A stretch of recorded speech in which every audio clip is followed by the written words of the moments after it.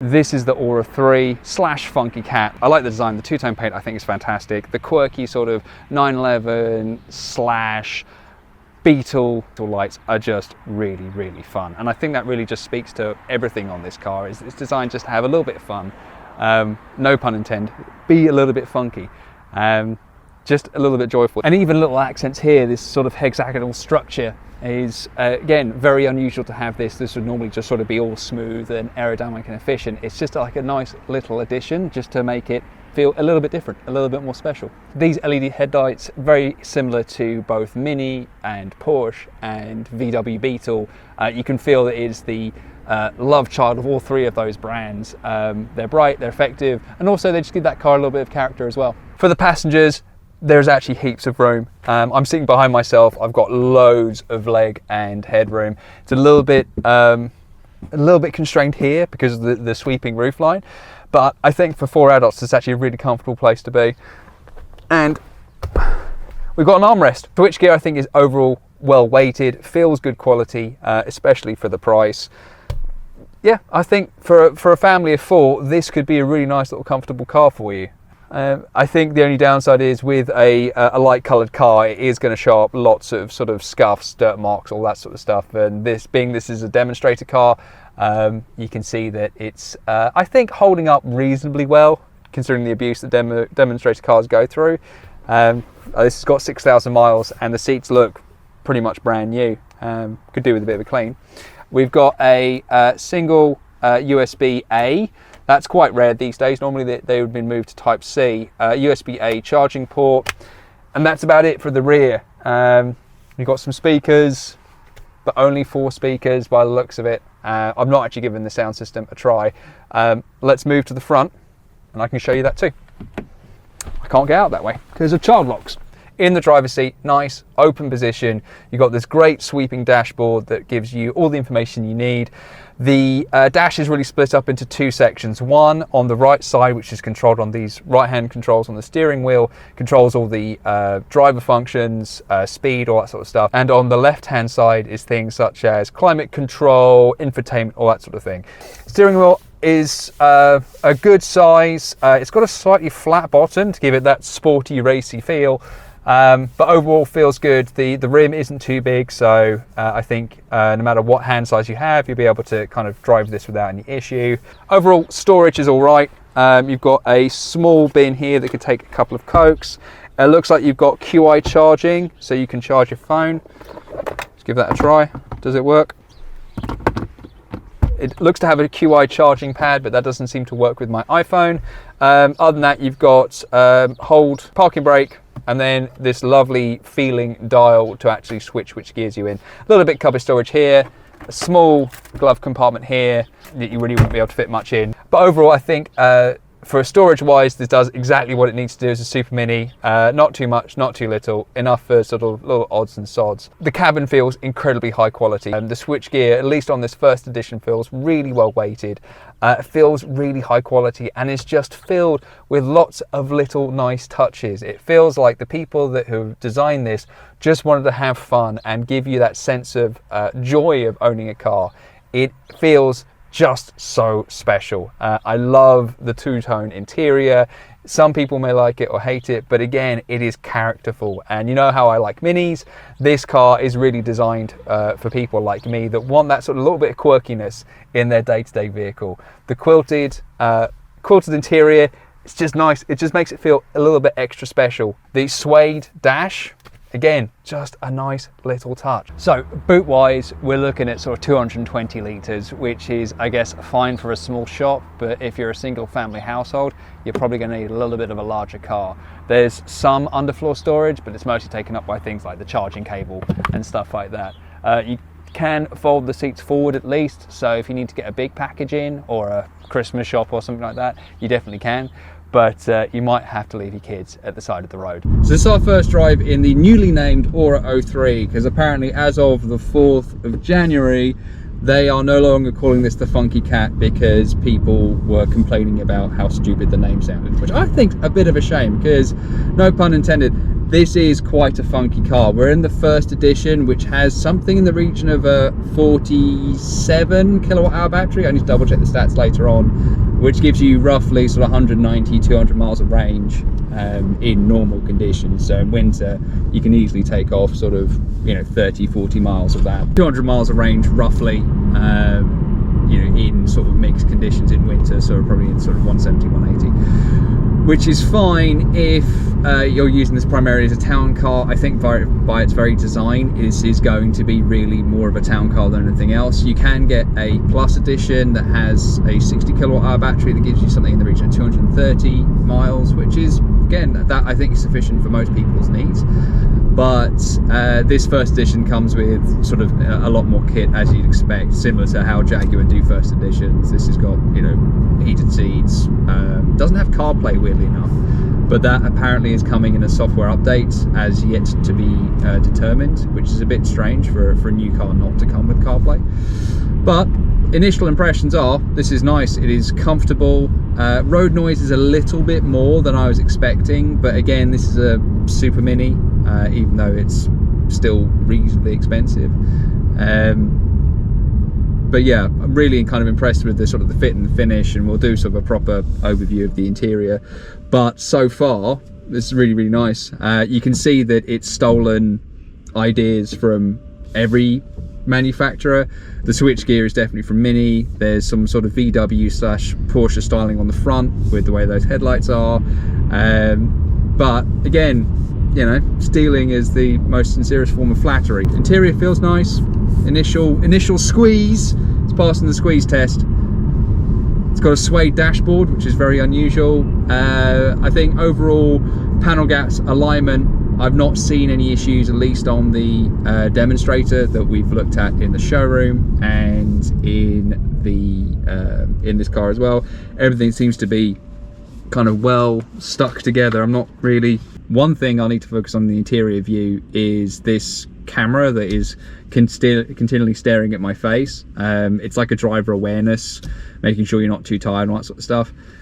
Bit weird, if I'm honest. It's not something I'm a massive fan of. Obviously, the irony of multiple cameras being pointed at my face, but these are cameras I'm choosing to put in my car, not that one has been put in for me. By China. By China. Right, I need to activate some air conditioning. Okay, that's a down pull. Did that do anything? Yes. It did. Huzzah! How do I turn that down? Because, oh, I've lost it already. This is the thing. No, this is me crashing into traffic. It's like, okay, well, let's clear the screen. I'm going to turn the fans off because I don't know how to do anything else. The dashboard is really nice. It's really clear, very high resolution. The response, I think, is actually pretty good as well.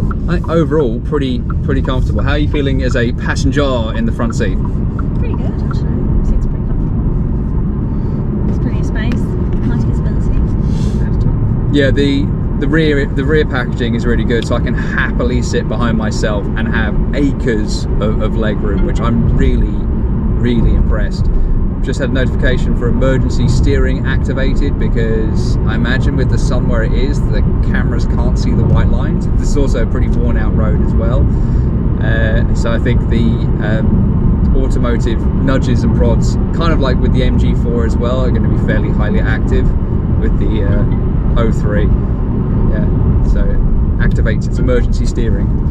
All right, let's punch it up into some national speed limit roads, and we can unleash the power contained in this Ora 03.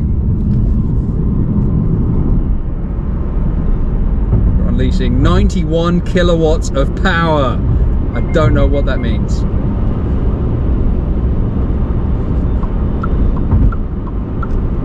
That was fine getting up onto a slip road into national speed limits. It's going to be the calling card of an electric car, that instant torque. You're always going to be able to get up to the speed you need, even in sort of a lower power vehicle. Road noise is so-so. I think the Outlander is definitely quieter, but it's a bigger car and it's higher up off the ground. So let's talk about why we're actually looking at this car. So at the moment in the fleet we have the Porsche, which we don't know what we're doing with yet. That's yet to be decided in a in a future update, probably a bleak one. But we've got the Punto, which we all know and love, and we have an Outlander PHEV, which we've owned for just over 3 years, and it's been a reliable family wagon. Has put up with quite a lot of abuse, as only a young family can put a new car through. So we got that at 14,000 miles. We haven't driven it all that much, I'll be honest. We don't tend to drive that much, and yet we have quite a few cars, much to my wife's continual pain, as she silently glares at me. But we're thinking about downsizing that to a smaller car, because the kids are older and we don't have things like buggies and stuff like that. So having, you know, an SUV, certainly 2 SUVs, doesn't make sense. Who knows, we end up with no SUVs if the Porsche is completely broken. So we're starting to look at slightly smaller cars. We've always liked electric, and you know, we've used the Outlander on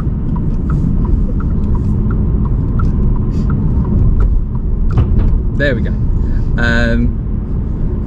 Sorry, the indicators are a bit funky. They're soft touch, so if you overcommit, you can overcommit in the wrong direction and you end up in this game of cat and mouse between the indicators to try and turn them off.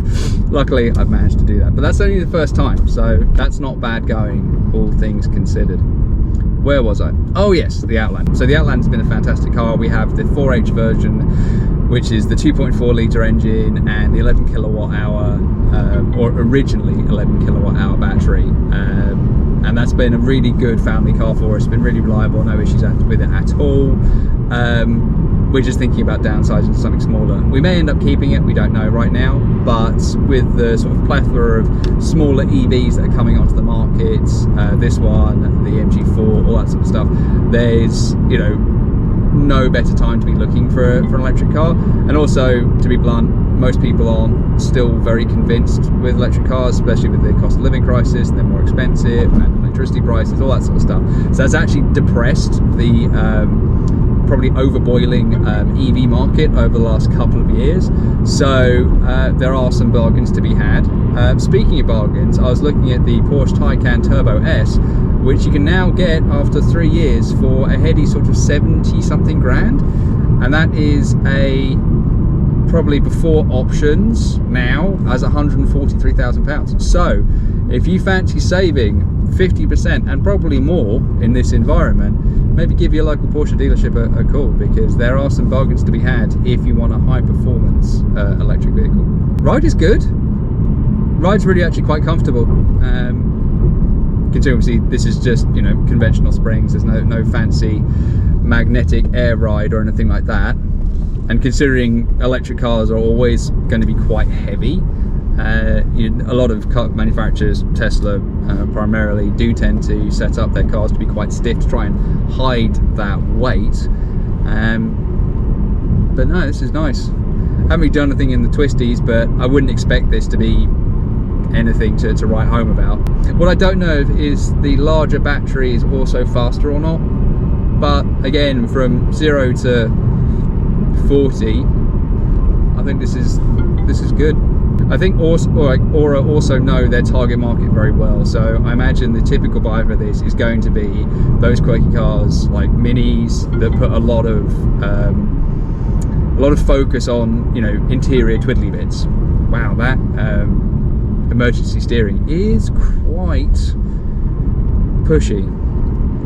It's not going to this is going to be a very difficult environment for an autonomous steering system to handle, because there's no white lines, it is winter, so there's low sun, so that's going to go straight into your cameras, and there's a lot of sort of just difficulty of knowing where the car should be put from a computational point of view. So that means it's just going to be butting in probably when it doesn't need to. Alright, so standing start.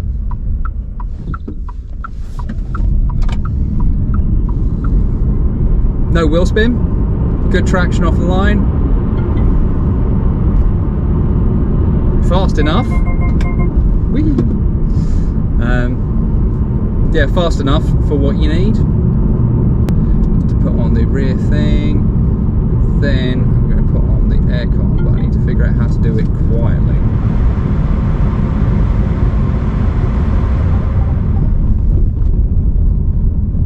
See, the solution to complex UI problems is just to have your wife do it whilst you're driving. I don't think that's sustainable for all drives, but I think, you know, very, very useful. Thank you, dear. But what do you think of that so far? I've been prattling on to myself.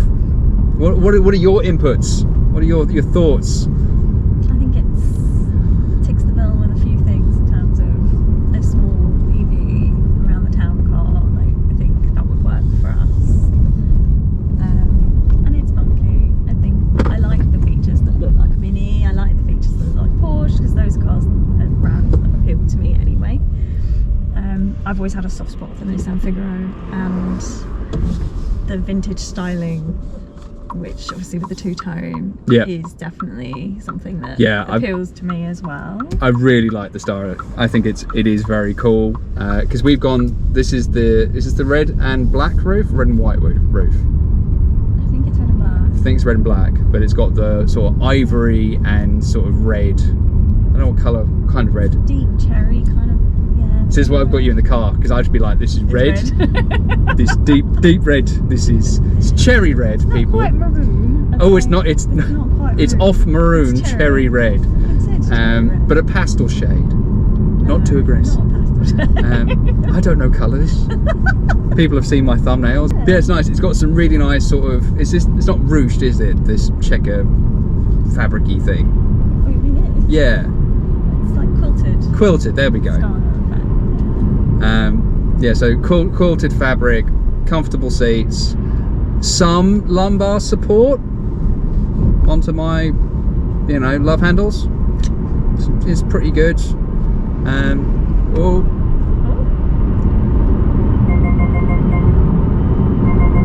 you off there. Wow, it really is. So this is not a B-road blaster, because it does not like going over. Whoa, okay, that is a little bit weird. But I think this is also a problem with all modern cars, is that they all have to have. Okay, the road is only so wide, so I have to be near the white line.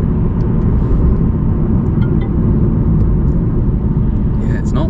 It's a subtle hint. It's not like it's grabbing the steering wheel,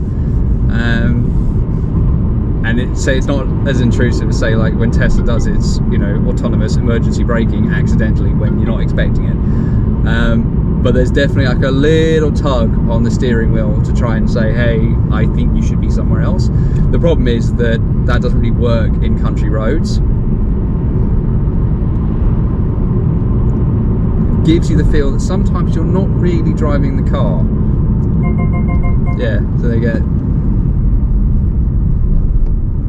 I'm not too sure what it's expecting me to do, because this road is about as wide as the car is. So there's certain situations when there's like a pothole, which I guess this car can't really have a conception of, that it thinks, why am I going near the white line? So you probably won't be a fan of that, Lauren, because you didn't like when the Tesla told you off. So Which was all the time. The Tesla did tell you off all the time. If you drive with your, you know, accelerator and brake pedal depressed at the same time, you know. Go-kart mode. I don't think you're even supposed to do that on go-karts. I think that's probably one of the warning signs. But this is a very comfortable car. I mean, it's not, well, when it was working Porsche comfortable, but I think for you know, an EV Super Mini, this is. I've not been annoyed by the ride once so far, which I think is a good vote, because normally I get quite finicky about rides. There's no strange rattling or anything. No, which is good. That's actually a good point, because obviously this is a demonstrator model. It has 6,113 miles on the clock. Regenerative braking is good. It's not too disruptive. One pedal driving, probably, I think, is possible with this one. I need to give it a test to see how much it slows down. Oh, that's quite flooded. Do we go through the flood or not? This is not. Oh, God. No. Yeah, I'm not going through floodwater on a test drive of a car. Seems kind of risky.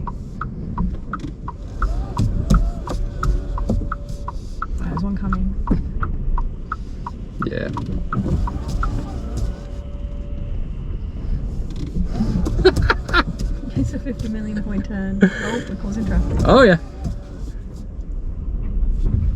Nobody else is doing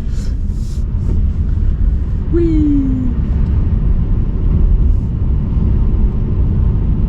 Yeah, I'm not taking this through a flood. I'm sure the wading, it didn't look to be that deep, but I'm not going to do that on a test drive. I don't think that's fair to the person that has provided this lovely car for us to take a look at and consider purchasing. Oh, would you stop with the grabbing of the wheel? Like literally, like, what am I supposed to do when there's another car coming? Quite insistent, this stuff, or either I'm just a horrendous driver. Yeah, test the AI. Apparently, if you yawn, it tells you off for you to take it. Really? Yes, but you have to really like yawn. Oh, did it respond? No, that's just it's just the steering. How tired? It's tired. It does pick up really well. Yeah, at no point have I felt this was underpowered. I guess at every point I'm getting pretty annoyed with that steering assist thing, because, and I imagine you'd have to turn it off every single time you drive. Yeah, because I think that's, I mean, to get it, it's important, you know, but until like the AI or machine learning or whatever system is actually in place to have a better understanding of what's actually happening on the road, rather than car near white line bad, grab steering wheel, that's not particularly helpful. But I think the MG4 has the same problem, in that its kind of lane keep assist is kind of annoying. But is that just what we're moving to with more driver aids? You know, I'm sure people used to complain about ABS and traction control, so maybe we just need to get used to it. Well, let me know what you think. I think it's been a lot of fun. It's really quirky, and it's definitely on our to purchase list when we get rid of the Outlander. If you've watched this far, thank you so much for watching. I really hope you consider liking and subscribing. And with that, I'll catch you down the road.